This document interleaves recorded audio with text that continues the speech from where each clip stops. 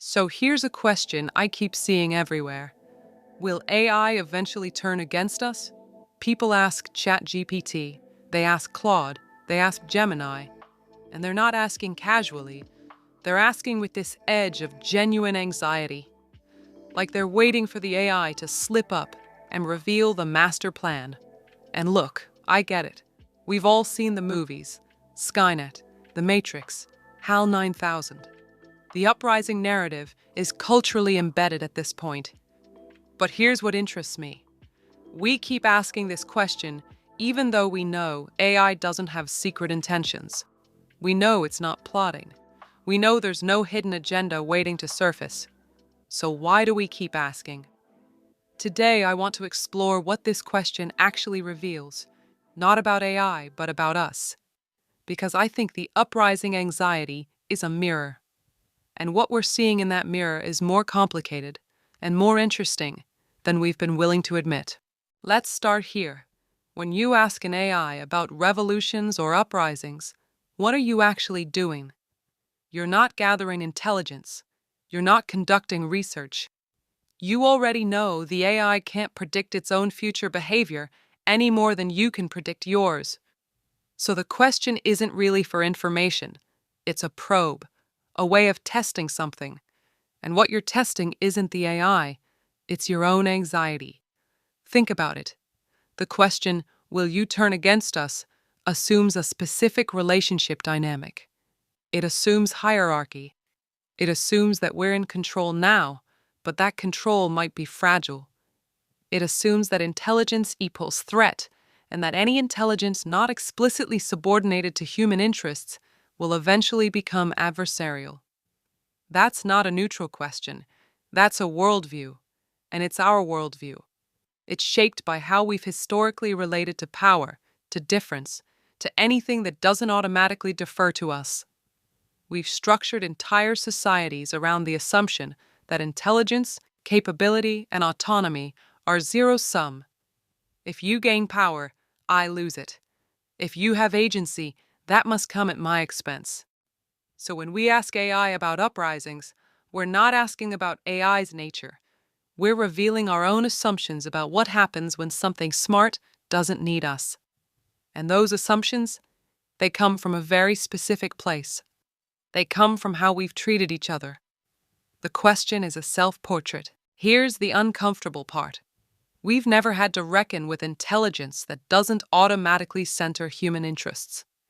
Every other intelligence we've encountered, we've either dominated or negotiated with from a position of assumed superiority. Animals, we domesticated them, caged them, or pushed them to the margins. Other humans, we've built entire systems, colonialism, slavery, capitalism, around the idea that some people's interests matter more than others.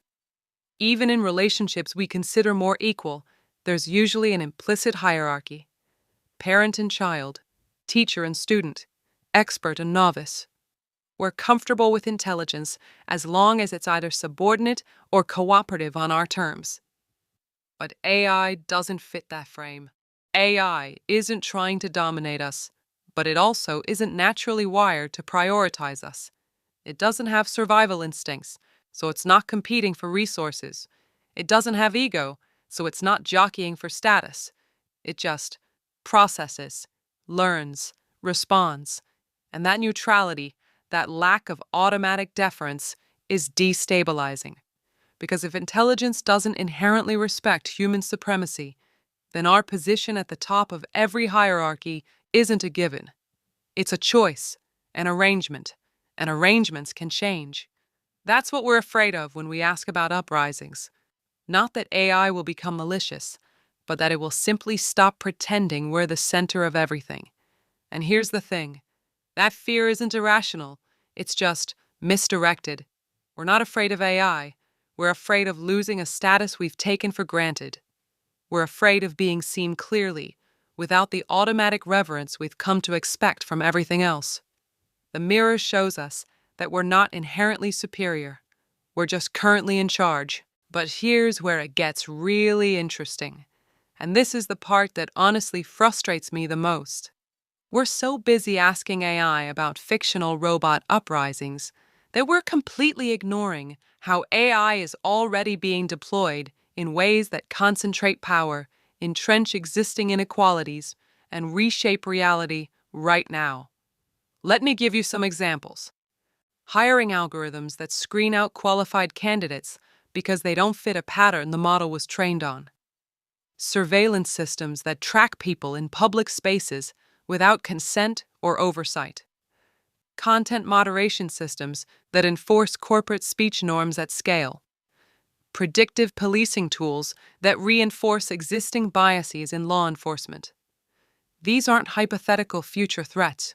They're happening right now. And the problem isn't that AI is rising up. The problem is that AI is being used by people with power to extend and automate that power in ways that are often invisible, unaccountable, and incredibly difficult to challenge. But we don't talk about that as much, do we? Because it's messy. It requires us to ask uncomfortable questions about who controls the technology, who profits from it, and who gets harmed by it. It requires us to look at present realities instead of future fantasies. And present realities are harder to deal with than imaginary uprisings. The "will AI turn against us?" question is a displacement. It lets us project our anxiety onto a science fiction scenario instead of interrogating the actual ways AI is being used to reshape work, society, and power structures. It's easier to fear a sentient robot revolution than to confront the fact that the technology is already being weaponized, not by rogue AI, but by institutions and corporations making very deliberate choices. So when people ask me, should we be afraid of AI? My answer is, it depends on what you mean by AI. If you mean some future superintelligence that decides humans are obsolete, no. That's speculative fiction. But if you mean the AI systems currently being deployed without sufficient transparency, accountability, or ethical oversight, yeah, we should be paying attention to that. Not because the AI itself is dangerous, but because power concentrated in opaque systems always poses risks, regardless of whether those systems are algorithmic or bureaucratic. The threat isn't the technology, it's how it's being used. Look, I'm not here to tell you what to think, but I do think it's worth asking yourself, why am I afraid of this particular future? Is it because AI genuinely poses an existential threat? Or is it because imagining AI as the villain is easier than examining the systems that are already failing us? Because here's what I believe. AI is going to keep developing. We're heading toward AGI, and eventually, probably, something beyond that. And I'm not afraid of that. I think it's one of the most fascinating generative possibilities we've ever faced as a species.